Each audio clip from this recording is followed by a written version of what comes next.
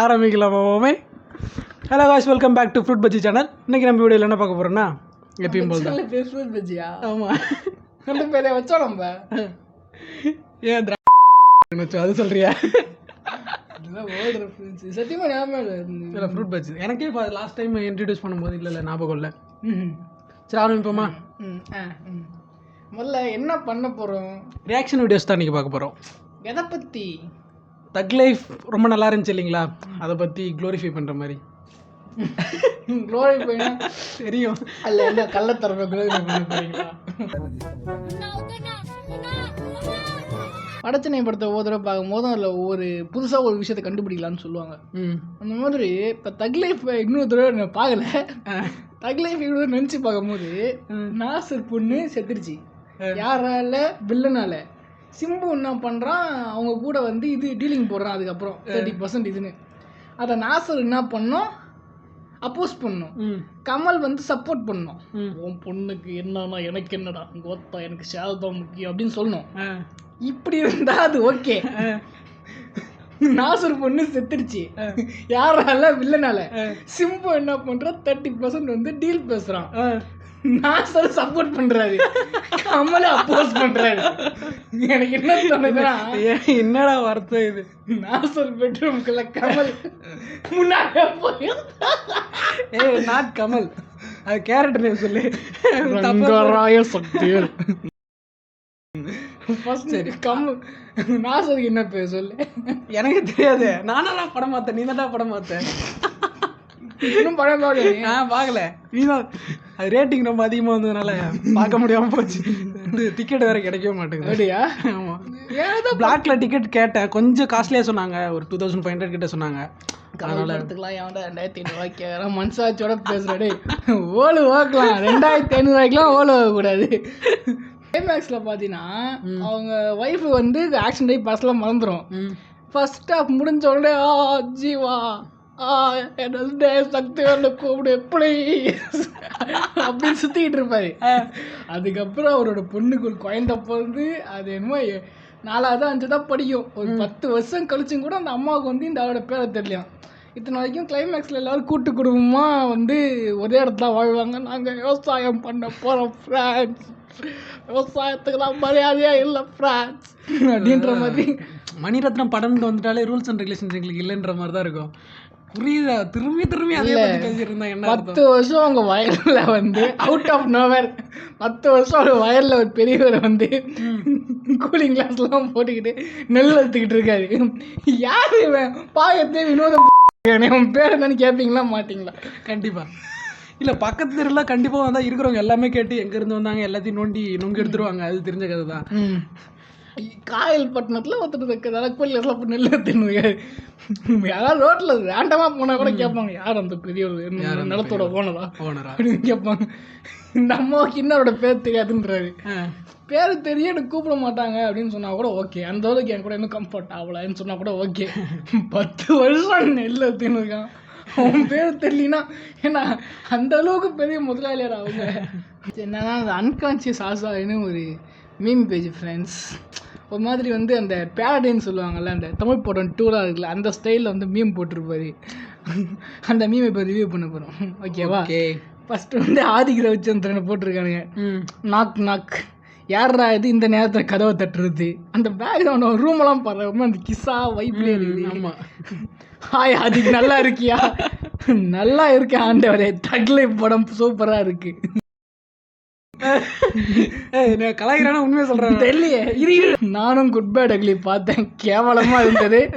Brain rot hills Insta reels 2 மணி நேரம் பார்த்த மாதிரி இருந்தது. சரி நம்ம ஒரு படம் பண்ணலாம் வா. இல்லை நான் நடித்த 230 படமும் இருக்கு. ஒரு படத்துல இருந்து 1 நிமிஷம் ரெஃபரன்ஸ் வச்சாலும் 3 மணி நேரத்துக்கு மேலே வரும். 2 பாட்டாக ரிலீஸ் பண்ணலாம், என்ன சொல்கிறேன்? Sir super sir. அப்பாவும் நீயே அம்மாவும் நீயே பாட்டை மெட்டல் மியூசிக் போட்டு ரீமிக்ஸ் பண்ணி இன்ட்ரோ சாங்கா பாடலாம். அப்பாவும் நீயே அம்மாவும் நீயே, அதில் மெட்டல் மியூசிக் பாறேன், அப்பாவும் நீயே. என்னடா இது கேட்கும் போதே ஒரு மாதிரி இருக்கேடா. அனிருத்ரா வச்சுட்டு கொடுத்தா எல்லாத்தையும் அட்டை சும்மா தாளம் தட்டி தூக்கிடுவாப்ல. மெட்டல்ல அப்பாவும் நீயே அம்மாவும் நீயேவா ரைட்டு போட்டு விடு ஒக்காளி சாவட்டும் எல்லாரும். சார் பச்சை பாவாடை கட்டி பக்குவமா பண்றதுல பலாப்படம் வித்தாலாம் பாட்டு பாடலாம். அப்படியே பாட்டு இருக்கா என்ன? இல்லடா இது ரைமிங் மாதிரி இருக்கு. எனக்கு பாட்டு மாதிரிலாம் இல்லடா இது பாட்டு இருக்கு. பச்சை கேட்ட மாதிரி இல்லை எனக்கு. இல்லை நீயே மேக் பண்ற பாட்டு மாதிரி. அது என் வேலை இல்லைப்பா, அது ஆதிக்கோட வேலை. ஓ சார் அப்புறம் மிட்டாய் ஒன்று போட்டோம்பா மங்கனை விட்டோம் நோட்டம்பா பாட்டு. அப்புறம் கண்ண கபாலம் பார்த்துக்கும் பாட்டு. ரத்த கொதிப்பு என் மாமனாருக்கு ரத்த கொதிப்பு பாட்டு. நானே ஏடாகட்டும் டம்மால் ஜர்க்கு பாட்டு. இதெல்லாம் போட்டு உங்களை ஆட விட்டா அதை இன்னும் டைலாக் சூற விட்றா சார் கண்டிப்பாக பண்ணலாம்.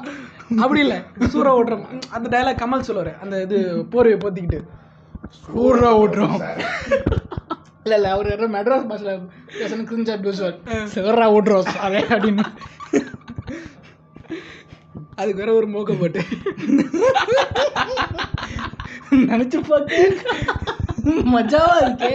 ஐயோ இது லவ் டுடே வந்துச்சுல, அப்ப ரஜினி கூட பிரதீப் பண்ண போறான்ட்டு ஏதோ ரூமர் வந்துச்சு. ஏய் ஒழுங்கா சொல்றா, படம் பண்ண போறான்னு சொல்றா. படம் பண்ண போறான்னா சொன்னான்னு நினைக்கிறேன். இல்லையா அப்புறம் பாருங்க. சரி அதெல்லாம் எனக்கு அவ்வளவா எனக்கு ஒன்றும் அவ்வளோ இதுவெல்லாம் தோணல. ஆனால் இதை பார்க்கும்போது ஆதி கூட ஒரு பண்ணியே ஆகணும். அந்த சாமி கும்பிட்றலாம் கடவுள் இருக்கா கடவுள் நம்பிட்டு இருப்பாங்களா ஃபேக்கா, அந்த மாதிரி நான் நம்பிக்கிட்டு இருக்கேன். ஆதி கூட ஆண்டவர் பண்ணணும். இது வன்ம பார்வையெல்லாம் இருக்கு. எல்லார் மேலேயும் வன்மம் தான். கடவுள் மேலேயும் வன்மம், ஆண்டவர்ட்டு பேர் வச்சவர் மேலேயும் வன்மம், எல்லார் மேலேயும் வன்மம். எதுக்கு இந்த வன்மம்? அதுக்கு தான் இந்த வன்மம். என்ன சார் துணி இது? இருங்க உங்களுக்கு நான் துணி தரேன், உள்ள வாங்க.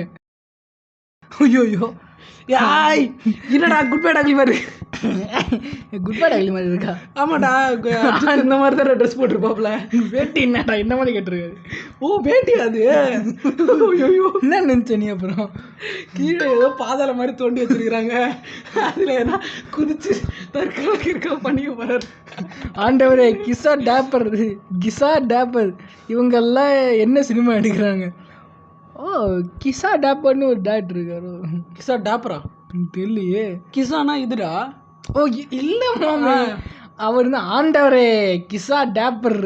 இவனுங்கெல்லாம் என்ன சினிமா எடுக்கிறாங்க? உன்னை வச்சு நான் எடுக்கிறேன் பாரு, சிக்கஸ்ட் சினிமா எவர். படத்தோட டைட்டில் பாரு, மாலக ஆதிக் ரவிச்சந்திரன் படம். என்னடா பேய் மாதிரி, பொங்கல் 2026 என்னடா பேய் மாதிரி வச்சு. இது கையா? ஏய் அதை ஒரிஜினல் போஸ் நினைச்சு போறேன். இப்படி கை வச்சு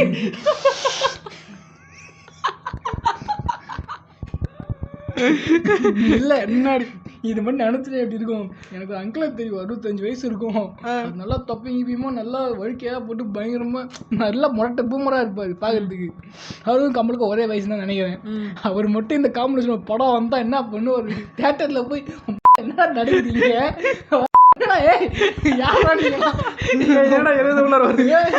என்னடா ஆல்ரெடி 230 ரூபா கொடுத்து குட் பை டாக்லி பார்த்ததுலேருந்தே நான் வெளில வரலடா. கடை தெரியாமல் இந்த படத்துக்கு இவனை கூட்டு போய் அடித்த மாதிரி என்னையும் கூட்டு போய் அடிச்சிடாதீங்கடா. ஆனால் மாமா இந்த காம்பினேஷனாக படம் வரணும், சூறா ஓட்டுறோம்.